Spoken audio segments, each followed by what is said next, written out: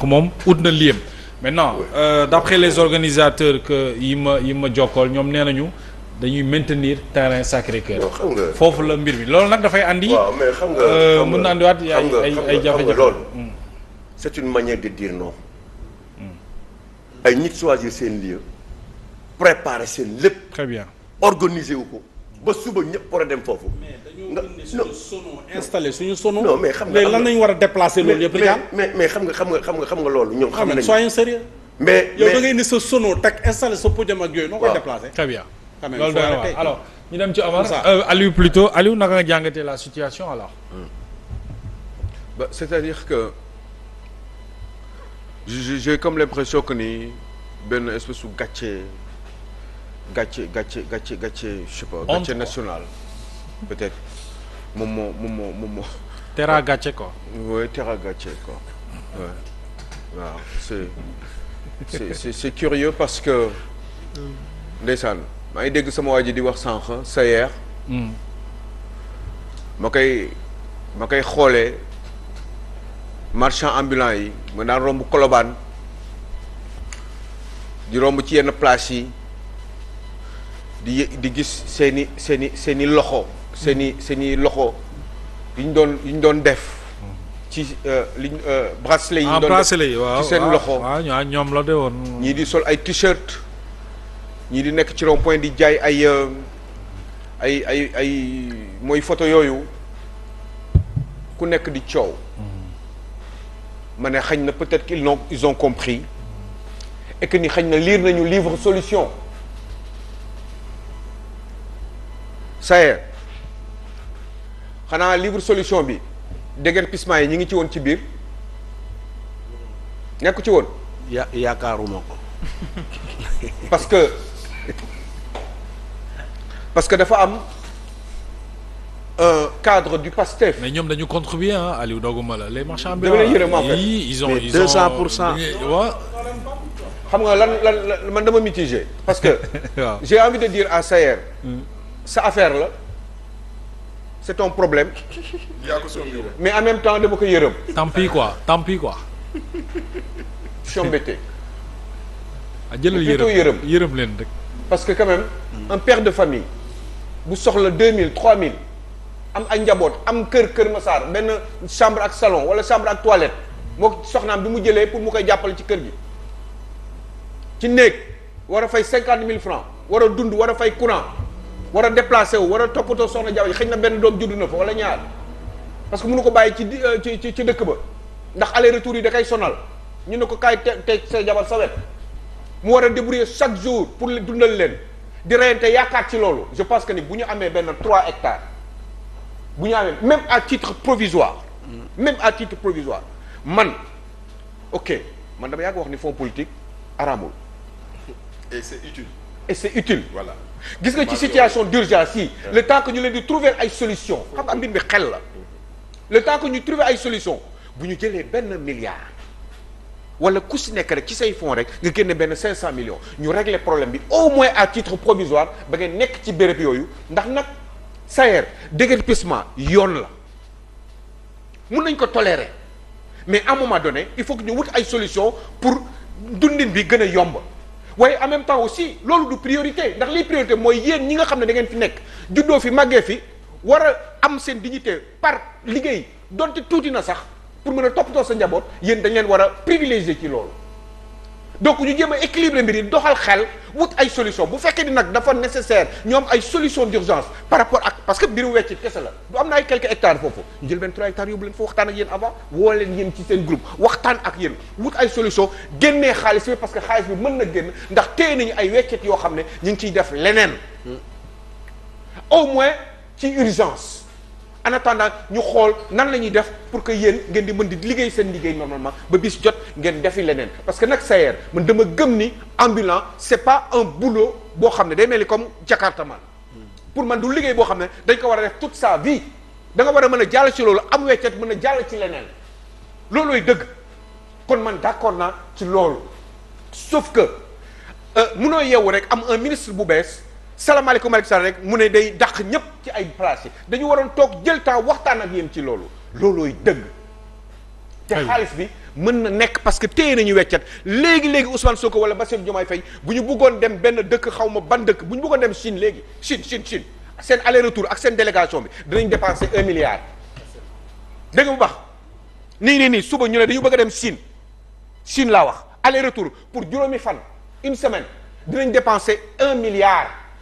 ci avion bi ci dépense bi ci per diem yi ci dundin bi ci toogaayu hôtel bi dina mën 1 milliard de francs CFA maa la wax loolu man kon tey jii nii solution boobu waroon na leen comme ñoom sax comme mbir mi pour jaarale xaalis bi yoon day compliqué ak yu demee noonu fi mu sikki bi mu war a jaar ba ngeen jot si ci bu jóge war a jóge ci trésor public mais ñoom téye nañu weccet boo xam ne bu ay urgence amee war nañu mën a jël xaalis boobu dem teg ko ci yéen waaye mbir mi xel la te sayer da ngeen juum léegi nag boo koy xool ñaari mbir ngay yoon da ngay xool nga ne bon c'est un monsieur qui est gêné c'est un monsieur qui est embêté parce que tout simplement yaakaaram dafa mel ni dafay tas waaye duñ ko bëgg nangu parce que finalement xamuñu lan la ñuy def ndax quand même mbir bi tànk nag da nga koy tàllal baa nga bank ko de waaw déet mais damay wax ni situation bi ñu toll waaw déet ñoom ñoo xam waaw bu ñu bëggee déet ñoom kay laay waxal sax mais déet mais loolu mënul nekk waaw tànk moom da nga koy tàllal baa nga bank ko oui mais qu'est-ce que tu veux eh ben c'est comme ça ça y est mbir mi nii la demee léegi nag état dafa am nu muy doxee waaye nag ci ay urgence yi parce que yéen kenn mënu leen bàyyi doo leen liggéey yéen kenn waru leen téye doo liggéey parce que ci seen bopp kese ngeen yaakaar wax nga loolu léegi soxlawu leen bourse ak machin yéen li ngeen bëgg mooy seen kattan ak seen xel ngeen sukkandiku ci loolu pour am weccet boo leen mën a dundale seen njaboot en toute dignité loolu ngeen soxlawu leen leneen en attendant ngeen jàll ci leen parce que gëm naa ni am ngeen ay ambition marchand ambulant nekk na fi maire du loolu laa dégg mais marchand ambulant nekk na fi milliardaire Tahirou Sarr doon na marchand ambulant kon léegi dara yu jombul kenn fii ci réew mi nañ leen bàyyi seen jàmm jox leen seen dignité très bien jàppale leen bu dee dafa urgent parce que nag nit dëkk ci kër wala ci ay buntu kër ñu fay teg ay taabal loolu quand même nangu nañu ni loolu xel mënul nangu ñu leen di ko ne di déranger. on est d'accord loolu c'est normal mais en même temps aussi il faut yërmande am en attendant parce que du seen faute. wala alternative. wala une alternative mais en attendant sax solution d'urgence bi ma wax ni loolu xel la nañ génne xaalis hectares yooyu ngay wax noonu te man xaw ma ko woon tout de suite bi ngay toog ni la xalaat ñu jël xaalis boobu wut xaalis ci seen fonds politique yi dajale ko dugal ko béréb bi ñu ko war a dugal lii moo tax ma ne dëkk boo xam ne Mohamed amul dafa nekk ci ay problème bi ñëpp a ko war a ba ñi nekk ci nguur yi dañu war a yëg problème boobu dañu war a def ay sacrifice parce que quand on parle de don de soi mais yow jógoo pour am ay xaalis jógoo pour am confort da nga jóg pour sonn ci sa askan yow yaa ko choisir yow yaa ne créé wu ma entreprise defuma dara damay dem liggéey pour sama askan ñu jox la ay ndombal da nga war a sacrifier wu mais wax ñu naan sonn dama feebar. ah loolu lañ fi wooyee amee doy de. dama feebar mooy lan. dama feebar mooy lan. moo tax mu jël congé.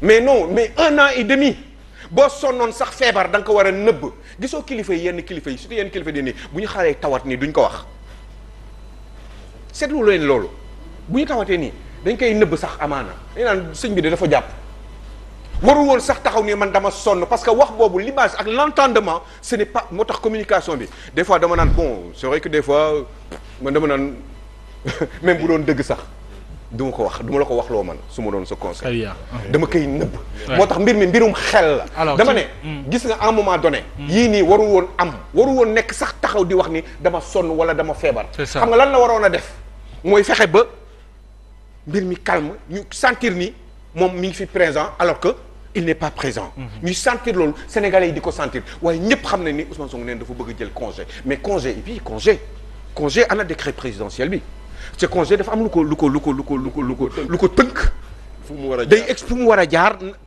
congé bi ñaata temps lay durer de sangam à sangam loolu président moo koy décider bind ko def ko décret wax kan moo koy remplacer sax à titre provisoire nee na à titre provisoire diw moo koy remplacer mun na jël ku ko neex du ma tudd Abdourahmane Diouf parce que wóorul sinon ñu xalaate neneen ma nga Brésil moom. yaa ngi dégg donc yooyu yëpp représente le président fële ci waaw léegi c'est très bien donc loolu yëpp faisant ça veut dire mu ne ñu ne diw moo koy remplacer temps bi nga xam ne moom lay jël congé parce que pour wane ni mbir bi dafa war a continuer di dox juste pour ña amul arrêt warul am arrêt ça doit être mais dafa war a sax gën a gaaw yéexantu sax warul am ralenti sax warul am ndax situation pays bi ñu toll la sol loolu béréb boobee di place Sacré-Cœur waaw ñaxtu bi mais béréb boobu mais xanaa lii du marche rassemblement la meeting la. comme jëlee ni ñu defee meeting ci terra meeting ca place ba ay nit ñoo jógee fu nekk dajaloo ci nit ñooñu am na si kenn koo xam ne mooy seen kilifa Ousmane Sonko la jógee jour boobu du premier ministre jour boobu. ndomb bi chef du parti ndomb tànk bi teggi na ko. mais Aliou je suis désolé on ne peut pas faire le distinguo entre Bassirou Diomaye Faye et le président de la République.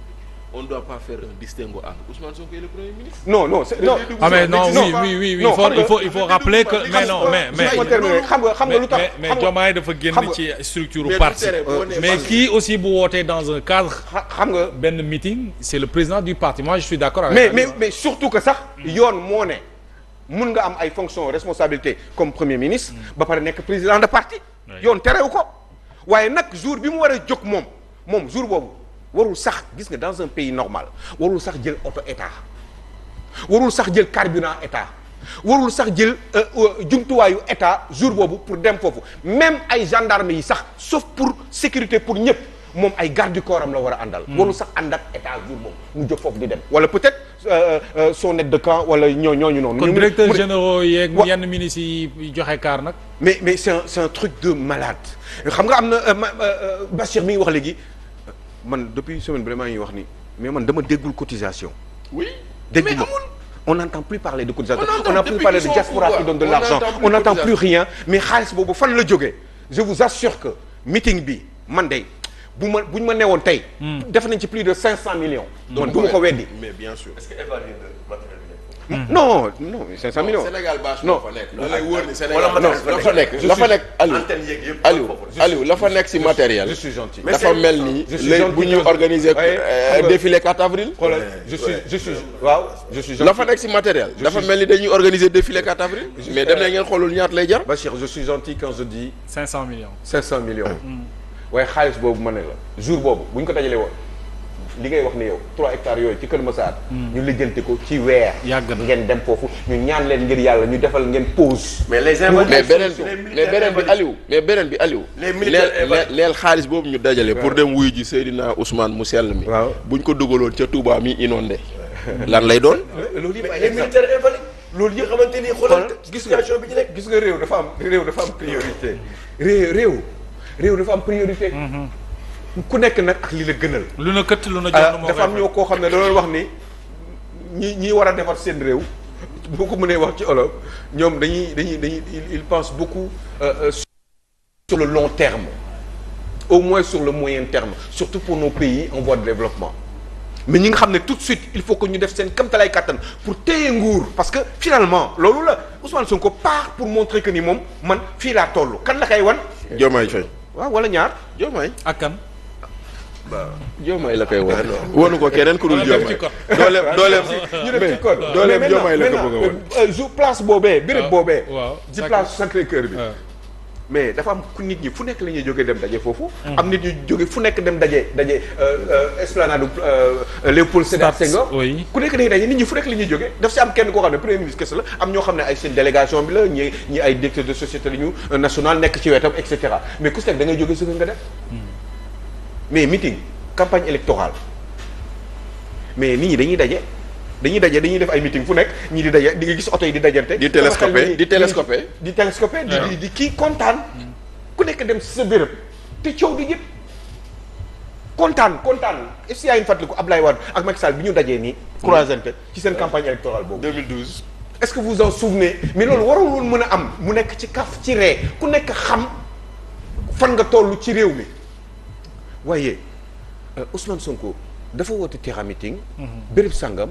yéen toogee leen ne parce que moom béréb bi muy jaar moom yéen waru leen fa taxawaalu parce que nag d'ailleurs il faut qu'on arrête de dire son excellence parce que day ñëw sama xel tout le temps un premier ministre kenn du ko wooyee son excellence président la ñuy wooyee son excellence te loolu jeex na sax ci réew yi nga xam ne ñoom ñoo ko créé woon doo mës a dégg son excellence Nicolas Sarkozy son excellence Emmanuel Macron. Très bien.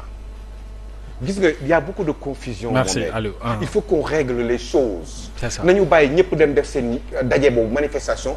meeting ñi nekk fële ñi war a gérer la sécurité de ce pays là. ñu gérer loolu xam nañu loolu. c'est ça. mën nañ ko Très am bien. nañu kàttan bi. am nañu xam-xam bi qu'il fasse le nécessaire. C'est pour ça. que mbir yi jaar yoon.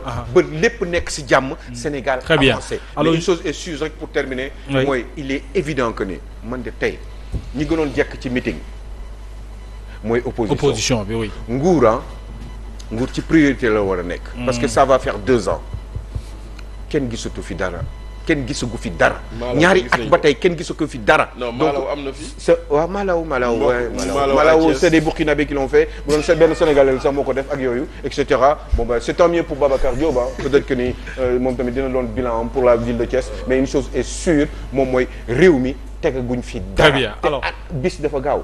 semaine gaaw. day gaaw moom. at gaaw Tabaraka. weer gaaw at gaaw. ça va très vite 2029 c'est bientôt. Et qu'il y a des coow warul échéances jip nañu en dimbali perspective. mais nañ dimbali Bassirou Diomaye Faye. waaw mooy Basir nag Cheikh bi nag moom ndimbal nañu fekk loxol borom. loolu dina ci ñëw alors Jules.